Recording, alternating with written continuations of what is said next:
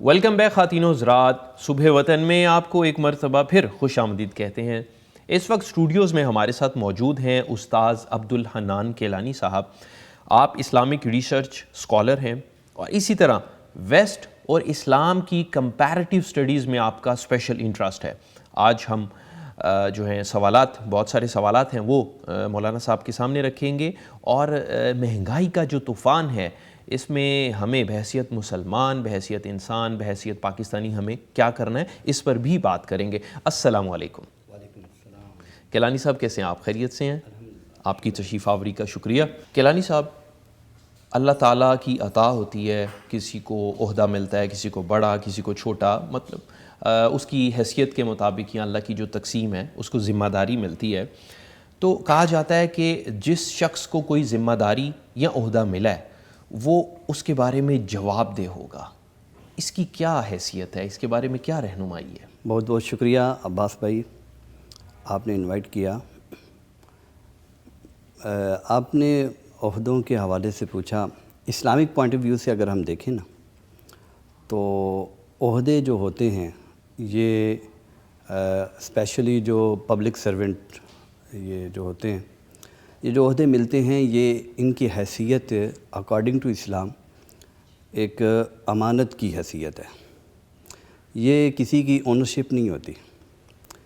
پھر اسلام اس میں کچھ ایڈیشن کرتا ہے، اور اسلامک پوائنٹ آف ویو سے یہ عہدے اصل میں اونرشپ ہے اللہ اور اس کے رسول کی، اور آگے لوگ نمائندہ ہوتے ہیں، وہ اللہ رسول کے نمائندہ ہوتے ہیں۔ میں یہاں تھوڑا سا وضاحت کر دوں، کلیئرٹی ہو جائے۔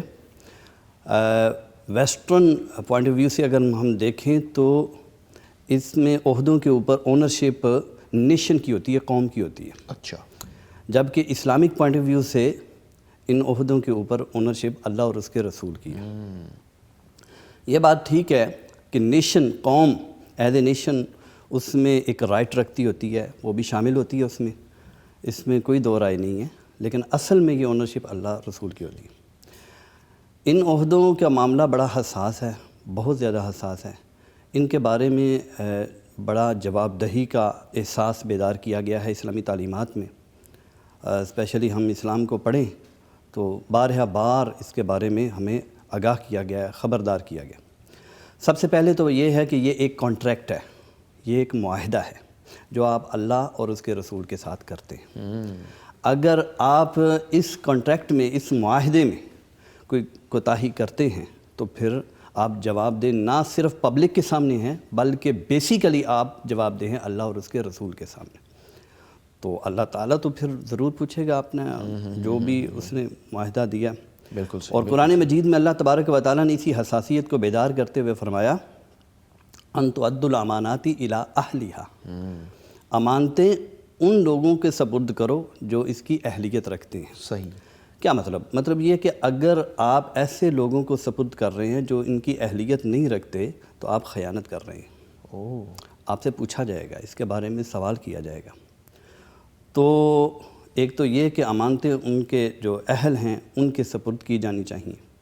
اسی طرح احادیث میں بڑی سخت وعید آئی ہے ان لوگوں کے بارے میں جو ان کے اندر بددیانتی کا شکار ہوتے ہیں اور اللہ تعالیٰ کے ساتھ عہد شکنی کرتے ہیں، امانت داری کا اس میں رویہ روا نہیں رکھتے۔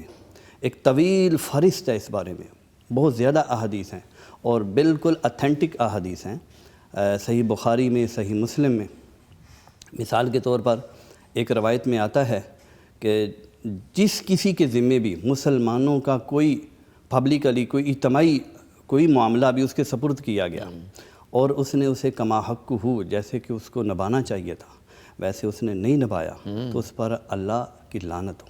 صحیح۔ تو اللہ کی لعنت رحمت سے محرومی ہے، یہ تو سب سے بڑا عذاب ہے۔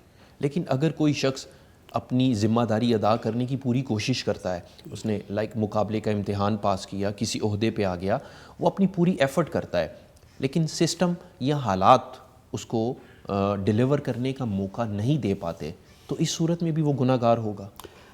قرآن مجید میں اللہ تعالیٰ فرماتے ہیں لا یکلف اللہ نفسا الا وسعہا، ہر انسان جو ہے وہ اتنا ہی ذمہ دار ہے جتنی اس کے اندر استعداد ہے. فاتقوا اللہ ما استطعتم، ایک دوسرے مقام پر فرمایا تم اللہ سے اتنا ڈرو جتنی تمہارے اندر استعداد ہے. صحیح. تو استعداد کے مطابق اگر اس نے ایفرٹ کی ہے اور صحیح میرٹ پہ وہ آیا ہے اور استعداد کے مطابق اس نے ایفرٹ بھی کی ہے تو وہ اللہ کے ہاں گناہ گار نہیں ہے. صحیح. وہ بری الذمہ ہے. اگر کوئی شخص خود کسی عہدے کا سوال کرے تو کیا ایسے شخص کو وہ عہدہ دینا جائز ہے؟ بس اس وقت ہماری سوسائٹی میں ویسٹرن ویلیوز رائج ہو چکی ہوئی ہیں. صحیح. یہ ایک بدقسمتی ہے ہماری مسلم سوسائٹی کے لیے. صحیح بات تو یہ ہے کہ اسلامک ویلیوز ایسی ہی ہیں کہ عہدے کا سوال نہ کیا جائے، کیونکہ بیسیکلی کنسیپٹ ایک ڈیفرنٹ ہے نا. ویسٹرن تھاٹ کے مطابق تو اس کو ایک اعزاز سمجھا جاتا ہے کہ ایک عہدہ مل گیا، اعزاز ہے. ہاں جی، جبکہ اسلام کے ہاں یہ اعزاز نہیں ہے، یہ ذمہ داری ہے. آپ کے ہاں بہت بڑی آپ کے اوپر ذمہ داری کا ایک تصور آ جاتا ہے. اسلام نے اس کو جس ورڈ سے انٹرپریٹ کیا ہے وہ ہے رائی کا لفظ. آپ رائی کے لفظ کی ذرا حقیقت کو دیکھیں نا.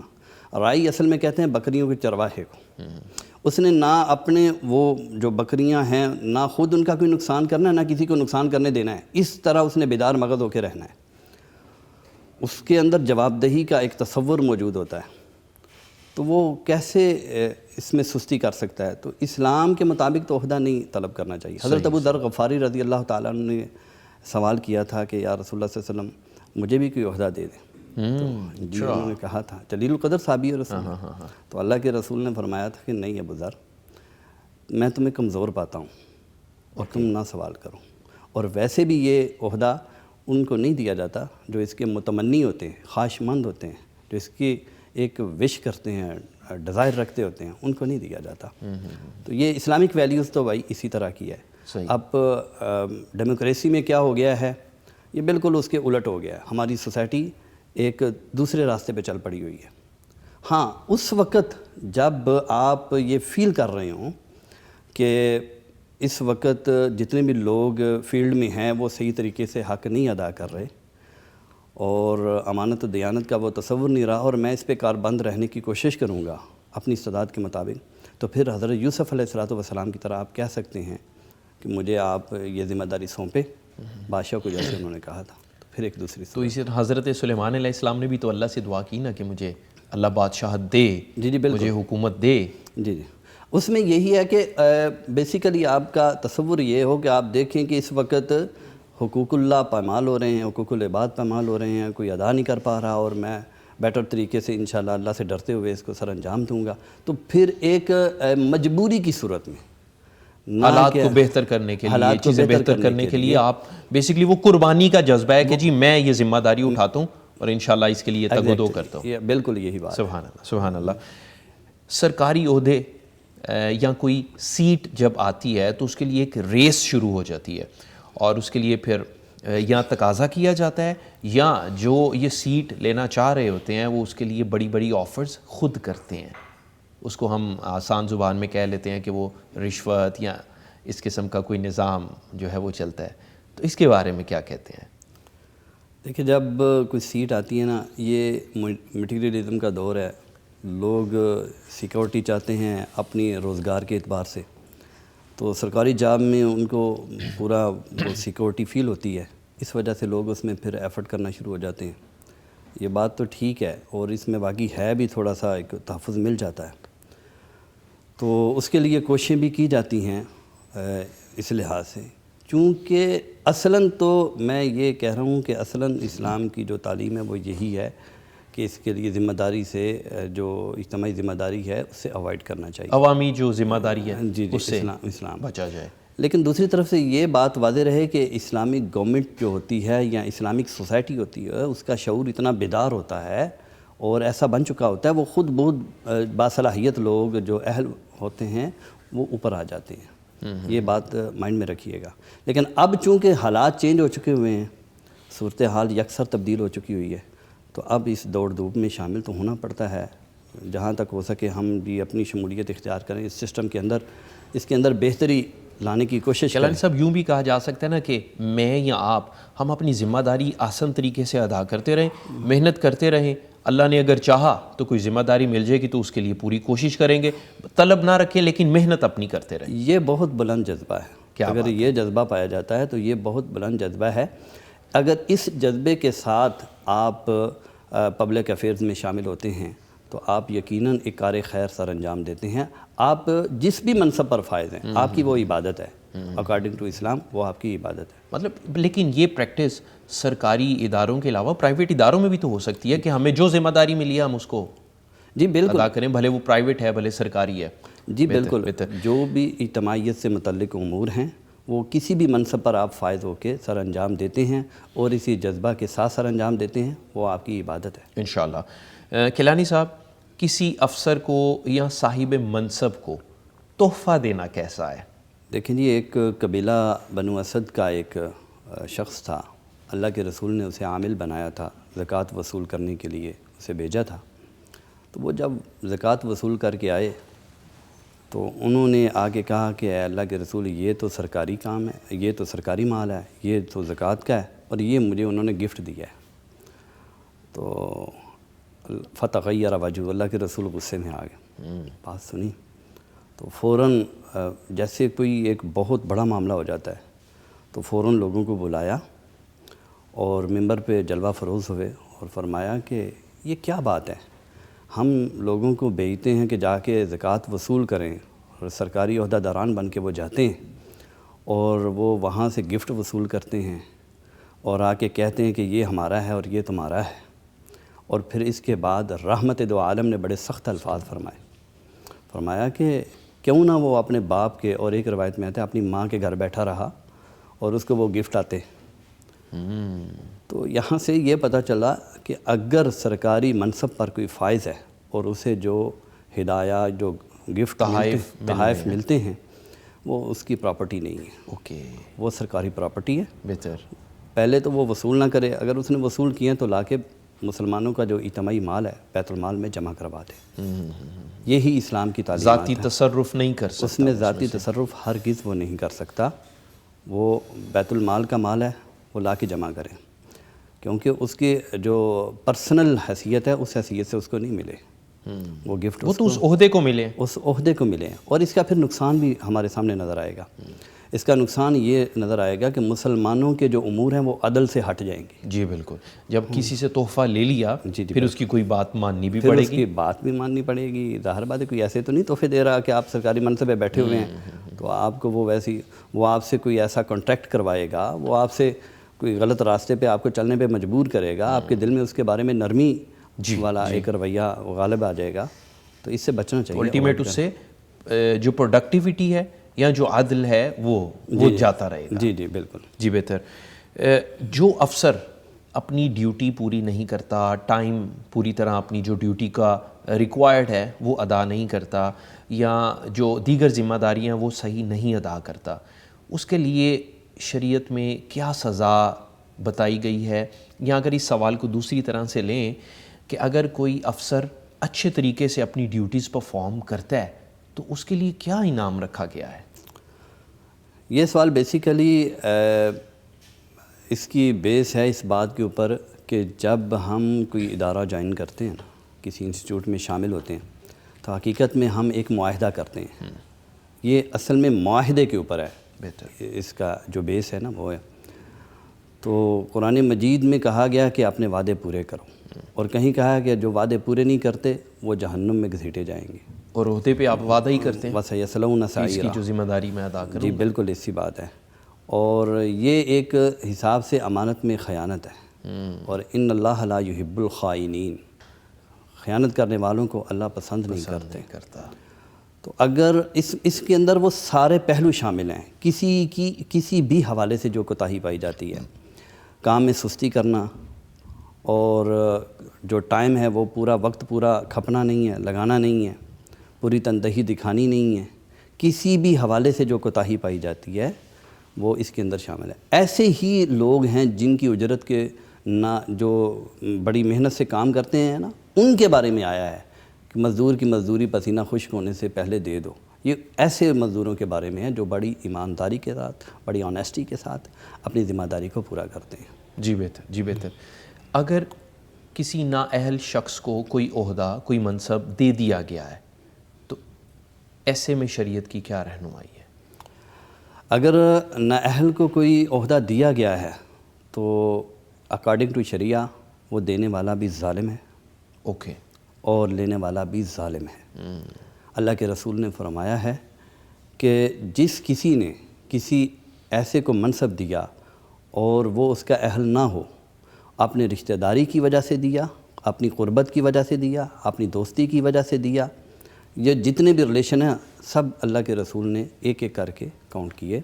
فرمایا اس وجہ سے اگر اس نے دیا تو اس پر اللہ کی لعنت ہو، وہ اللہ کی رحمت سے محروم ہو جاتا ہے، اور اس نے ایک خیانت کی ہے، جس طرح پہلے نے خیانت کی تھی کہ کام میں کوتاہی کر کے، اسی طرح اس نے بھی خیانت کی ہے۔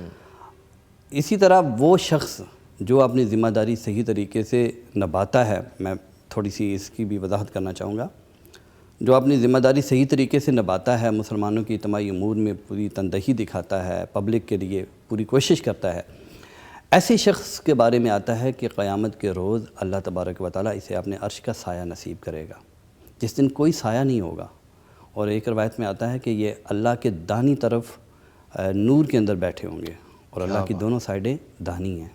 سبحان اللہ۔ تو اسی طرح ایک روایت میں آتا ہے، حضرت ابو ہریرہ فرماتے ہیں کہ 3 شخص ایسے ہیں کہ جن کی دعا اللہ رد نہیں کرتا، ایک روزہ دار جب تک وہ روزے کی حالت میں ہوتا ہے، اور ایک مظلوم، اور تیسرا یہ عدل کرنے والا حکمران۔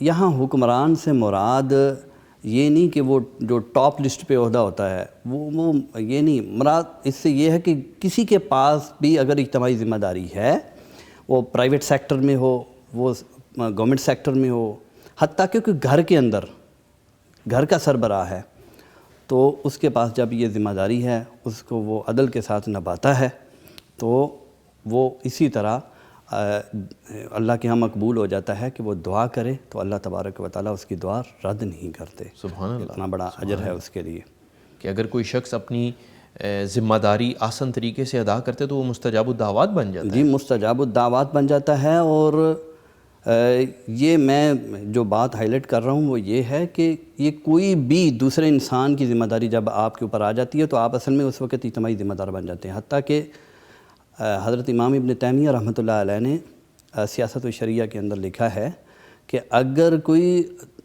ویسے اپنی مرضی سے 2 بچے کسی کے پاس جاتے ہیں اور اپنی خوش خطی کے بارے میں کسی سے فیصلہ کروانا چاہتے ہیں کہ انکل یہ دیکھیں کہ کس کی زیادہ اچھی ہے، کس کی زیادہ اچھی ہے، تو وہ بھی اصل میں اس وقت اجتماعی ذمہ داری کے اندر شامل ہو جاتا ہے، یہاں تک امام ابن تیمیہ نے کہا۔ صحیح۔ تو مطلب چھوٹے چھوٹے سے معاملات میں بھی ہمیں اپنی ذمہ داری کا احساس کرنا چاہیے۔ کوئی عہدہ مل گیا ہے یا کسی نے تفویض کر دیا ہے یا ہم سلیکٹ ہو گئے ہیں اس کام کے لیے، تو ہمیں اپنی پوری محنت کے ساتھ اور پوری ایمانداری کے ساتھ اس کو ادا کرنا ہے۔ اور کیا خوبصورت آپ نے بات کی کہ بچے بھی اگر ہمارے پاس کوئی فیصلہ کروانے آئیں تو ہمیں ان کے بھی ایک اس میں ان کی تربیت بھی ہو گئی، ان کا دل بھی رکھا گیا اور ایک اپریسیشن بھی انہیں مل گئی۔ جی بالکل، کیا بات ہے۔ کیلانی صاحب، پیارے آقا صلی اللہ علیہ وسلم کے دور کی بات کریں یا اس دور کے بعد جو خلافت راشدہ کا زمانہ تھا، اس دور میں بھی جو یہ عوامی عہدے تھے، جو ہمارے صحابہ تھے، جو اس وقت کے عہدیدار تھے، وہ ان کو عوامی فلاح و بہبود کے لیے کیسے استعمال کرتے تھے؟ وہ تو اس کو عوامی فلاح و بہبود کے لیے یوں سمجھے کہ انہوں نے اس ذمہ داری کا اس قدر احساس کیا ہوا تھا کہ وہ اپنی ذات کو ویسے ہی بھول گئے ہوئے تھے۔ ایک دفعہ رات کے وقت گشت کرتے تھے، جی، اور مشہور ہے حضرت عمر کے بارے میں، رات کے وقت گشت کرتے تھے، ایک دفعہ ایک کٹیا دیکھی، مائی ہے اور اس کے بچے ہیں بھوکے، مشہور واقعات ہیں، تو کہا کہ کھانے کے ہمارے پاس نہیں، تو خود بیت المال گئے، جا کے بوری اٹھا کے لائے۔ سبحان اللہ، سبحان اللہ، کس قدر قربانی، سبحان اللہ۔ یہ وہ درد ہے جو ایک مسلم حکمران کے اندر ہونا چاہیے۔ کیا بات ہے، سبحان اللہ۔ اور وہ ہمارے اسلاف میں موجود تھا۔ ہمارے لیے رہنمائی یہ ہے کہ ہم اپنا آپ بھی عوام الناس کی فلاح و بہبود کے لیے یا اپنے اس عہدے کی ذمہ داری جو ہے اس کو ادا کرتے کرتے اپنا آپ قربان کر دینا یا اپنے آپ سے بلند ہو کے خدمت اسی وجہ سے حضرت ابوبکر صدیق نے حضرت عثمان غنی رضی اللہ تعالیٰ عنہ نے یہ کہا تھا کہ اللہ جب ان کے اوپر خلافت کی ذمہ داری آئی نا تو وہ کہنے لگے اللہ عمر پہ رحم کریں، میرے لیے بڑی مشکل مثالیں چھوڑ گئے، ہائی سٹینڈرڈ چھوڑ کے اس قدر خدمت کی. یہ بات ہے. اللہ اکبر اللہ اکبر. کیلانی صاحب، اس ذمہ داری کو جو اللہ نے سونپ دی ہے، ایک شخص یہ چاہتا ہے کہ مجھے کوئی ایسا کام نہیں کرنا جو خلاف شریعت ہو یا اس جو عہدے کی ذمہ داری ہے اس سے ایسا ہٹا ہوا ہو کہ میں اللہ کے ہاں جواب دہ ہو جاؤں، اس کے اندر یہ احساس موجود ہے، تو ایسے شخص کے لیے کچھ نصیحتیں جو ہیں شریعت اسلامی سے ہمیں بتلا دیجئے کہ وہ کن موٹے موٹے ایسے پوائنٹس کہ جن کو وہ اختیار کرے اور جن سے وہ بچے، تاکہ وہ ایک تو ہے کہ وہ اس کا حق بھی ادا کر دے اور وہ گناہ گار بھی نہ ہو. عباس بھائی، یہ آپ نے بڑا باریک سوال کیا ہے، میں آپ کو عرض کروں. امام ابن تیمیہ نے اس کے بارے میں بڑا ایک باریک نقطہ بیان کیا. جی ضرور بتائیے. بیسیکلی یہ امام ابن تیمیہ کا استدلال ہے اس آیت سے کہ فاتقوا اللہ ما استطعتم. یہاں یہ والی آیت ہے کہ ڈر کے رہنا اللہ سے، ما استطعتم، جتنی تمہاری استطاعت ہے. کیا بات. اگر آپ کو یہ خدشہ ہے کہ میں نے یہ عہدہ چھوڑ دیا تو میرے بعد زیادہ کرپٹ انسان یہاں آ جائے گا، تو آپ منصب نہ چھوڑیں. اور اگر سسٹم ایسا ہے یا آپ کے اوپر والا جو ہے وہ ایسا ہے کہ آپ کو ظلم میں شرکت پر مجبور کر رہا ہے، تو امام ابن تیمیہ نے بڑی حکیمانہ بات کی ہے. آپ حتی الوسع جتنی آپ کی استطاعت ہے آپ کوشش کریں کہ اس ظلم میں کمی ہو جائے. اوکے. آپ منصب نہ چھوڑیں، ہاں، لیکن آپ ظلم میں کمی کی کوشش کریں. جہاں تک کمی ہو سکتی ہے وہ کریں. جو آپ کی کوششوں سے ظلم میں کمی ہوئی ہے آپ نے وہ پہلو سامنے رکھنا ہے، وہ پہلو نہیں رکھنا جو تھوڑا بہت ظلم ہو گیا ہے، وہ پہلو نہیں آپ نے سامنے رکھنا. سبحان اللہ سبحان اللہ. آج کل پاکستان میں اکنامیکل کرائسس بہت زیادہ ہیں اور بہت ساری منفی باتیں کی جا رہی ہیں. میں ان کا تذکرہ نہیں یہاں پہ کروں گا کیونکہ ہم تو صبح کا وقت ہے اور امید کے ساتھ اپنے ناظرین کے لیے تو ہم تو امید کا پیغام دیتے ہیں. لیکن اگر مہنگائی کی کیفیت ہے، لوگ پریشان ہیں اس صورتحال میں، چیزیں جو ہیں لوگوں کی پہنچ سے باہر ہوتی جا رہی ہیں، اس قسم کی پریشانی ہے، تو ایسے میں شریعت ہمیں کیا رہنمائی دیتی ہے یا ہم ایسا اپنی لائف کو کس طرح سے بہتر کر سکتے ہیں کہ ان مشکلات سے ہم نبرد آزما ہو سکیں؟ دیکھیں، میں اس میں پہلے تھوڑی سی تلخ بات کروں گا، پھر قرآن مجید میں جی بالکل ٹھیک ہے. قرآن ہمیں جو کہتا ہے نا وہ کہتا ہے ظہر الفساد فی البر والبحر بما کسبت ایدی الناس. جب بھی بے چینی آتی ہے، فساد پھیلتا ہے زمین پر اور سارے لوگ اس کی لپیٹ میں آ رہے ہوتے ہیں، یہ در حقیقت لوگوں کے اپنے کرتوت ہوتے ہیں. جی بالکل. اسی طرح قرآن مجید کے دوسرے مقام پر اللہ تعالیٰ فرماتے ہیں ان اللہ لا یغیر ما بقوم حتی یغیروا ما بانفسہم. خدا نے اس قوم کی حالت نہیں بدلی جس سے اپنی حالت بدلنے کا خود خیال نہ ہو، جو خود ایفرٹ نہ کرے، خود محنت نہ کرے. تو ایک تو یہ ہے کہ یہ مہنگائی ہے، یہ بے چینی ہے، اضطراب ہے، ہر بندہ پریشان ہے. تو بحیثیت قوم ہمیں اپنا احتساب کرنا چاہیے. وَتُوبُوا إِلَى اللَّهِ جَمِيعًا. یہ جو جمیعاً کا ورڈ ہے نا، یہ اسی بات کی نشاندہی کرتا ہے کہ ہمیں اپنا جو ارادہ ہے نا اس کو چینج کرنا چاہیے. فَفِرُّوا إِلَى اللَّهِ. پہلے تو ہمیں اپنے خالق کے ساتھ جڑنا چاہیے. یہ تو بات پہلے. دوسرا یہ ہے کہ مہنگائی، میں عرض کروں اسلامک پوائنٹ آف ویو سے لوگوں کا جو سب سے بڑا مسئلہ ہوتا ہے نا وہ مہنگائی نہیں ہوتا. میں تھوڑے سا معذرت کے ساتھ عرض کروں، مہنگائی نہیں ہوتا. اسلام کے ہاں سب سے بڑا مسئلہ ایمان کا ہوتا ہے. اوکے. ایمان لوگوں کا نہیں جانا چاہیے. ہم اسی میں کنگال ہوئے پڑے ہیں، ایمان کے اندر ہی. تو جب ایمان صحیح ہو جاتا ہے نا تو اس وقت مہنگائی ختم ہو جائے گی. فار ایگزامپل جی مہنگائی کیسے ختم ہوگی؟ ایمان کے. اللہ کے رسول نے بھی سب سے پہلے ٹارگٹ کیا کفر کو کیا، اس کی جگہ ایمان کی ریپلیسمنٹ، ایمان کے لیے ایفرٹ کی. جب لوگوں کے اندر ایمان آئے گا نا تو لوگوں کے اندر عدل آئے گا، ڈسٹریبیوشن ٹھیک ہو جائے گی، صحیح، اس وقت ٹرانسپیرنسی ٹھیک ہو جائے گی، لوگوں تک صحیح طریقے سے مال تقسیم ہو جائے گا۔ وَمَا مِن دَابَّةٍ فِي الْأَرْضِ إِلَّا عَلَى اللَّهِ رِزْقُهَا وَيَعْلَمُ مُسْتَقَرَّهَا وَمُسْتَوْدَعَهَا۔ وہ تو اللہ کے ذمہ ہے۔ رزق تو اللہ نے پیدا کر دیا ہے، اس کا مطلب پرابلم زیادہ ڈسٹریبیوشن میں ہے، اور ڈسٹریبیوشن اس وقت ٹھیک ہوگی جب ایمان صحیح ہو جائے گا، سبحان اللہ، سبحان ایمان کو صحیح کیا جائے۔ یہاں میں تھوڑا سا ایڈیشن کرنا چاہوں، بعض لوگ کہتے ہیں جی ویسٹ کے اندر کون سا ایمان ہے، ان کے اندر تو ہم یہ دیکھتے ہیں۔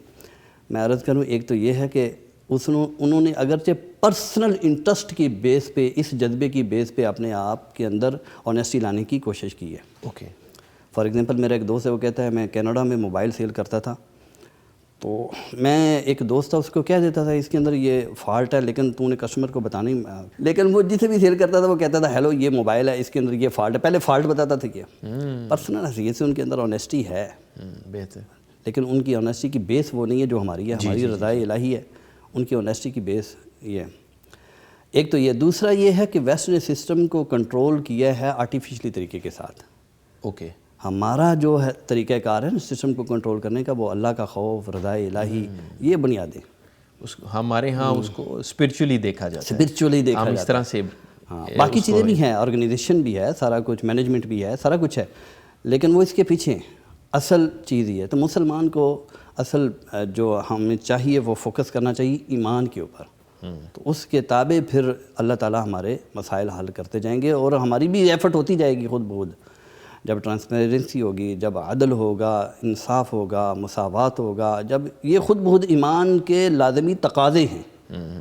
یہ نہیں کہ آپ ان کے اوپر فوکس کرنے لگ پڑیں جس طرح ویسٹ نے کیا، یہ کمیونزم کرتا ہے یا کیپٹلزم کر رہا ہے آرٹیفیشل طریقوں کے ساتھ۔ آپ براہ راست فوکس کریں ان کے اوپر، ایمان کے اوپر، صحیح صحیح، ایمان ٹھیک ہو جائے گا، سب ٹھیک ہو جائے گا۔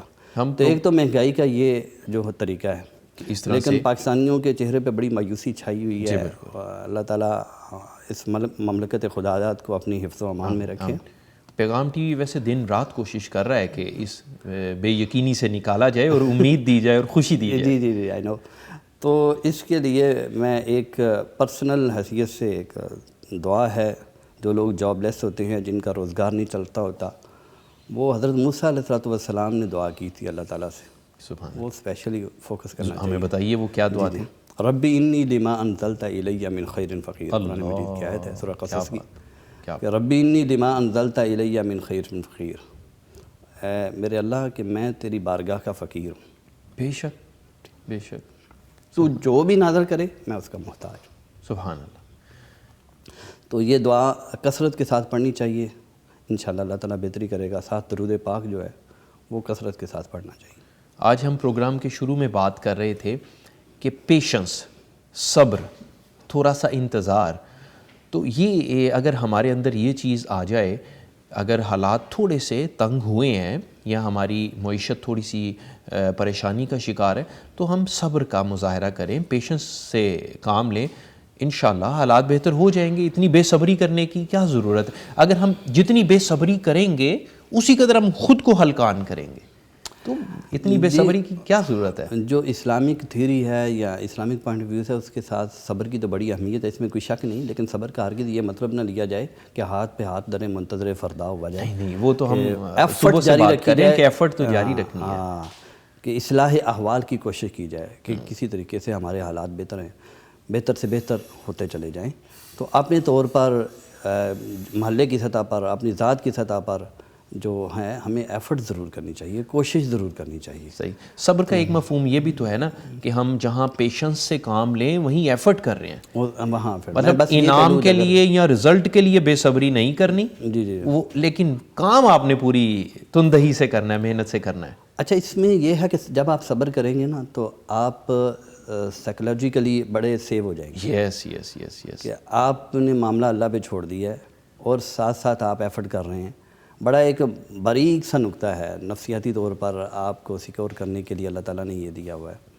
تو صبر اس لحاظ سے بڑا جو ہے مفید ہے کہ آپ اپنے آپ کو سنبھالیں، محفوظ کریں کہ اللہ کی رضا پہ راضی ہو جائیں، اللہ کے فیصلوں پہ راضی ہو جائیں، اور ساتھ ساتھ آپ ایفرٹ کر رہے ہیں. سبحان اللہ. کیلانی صاحب، ہم آپ کے بہت شکر گزار ہیں. بڑی ہماری آج مفید گفتگو رہی ہے، اور جو ہمیں اللہ تعالیٰ کی جانب سے رحمت ہوتی ہے تو کوئی عہدہ ملتا ہے، لیکن اگر وہ مل گیا ہے تو ہمیں اپنی پوری ایفرٹ پوری ایمانداری کے ساتھ اس کو ادا کرنا ہے. بہت خوبصورت گفتگو رہی، آپ کا بہت شکریہ. خواتین و حضرات، اس کے ساتھ ہی ایک بریک کا وقت ہوا چاہتا ہے. بریک کے بعد انشاءاللہ دوبارہ آپ کی خدمت میں حاضر ہوتے ہیں، اور جو آپ نے ہمیں خواب لکھ بھیجے ہیں ان کو شامل کریں گے، ان کی تعبیر شامل کریں گے. ہمارے ساتھ رہیے.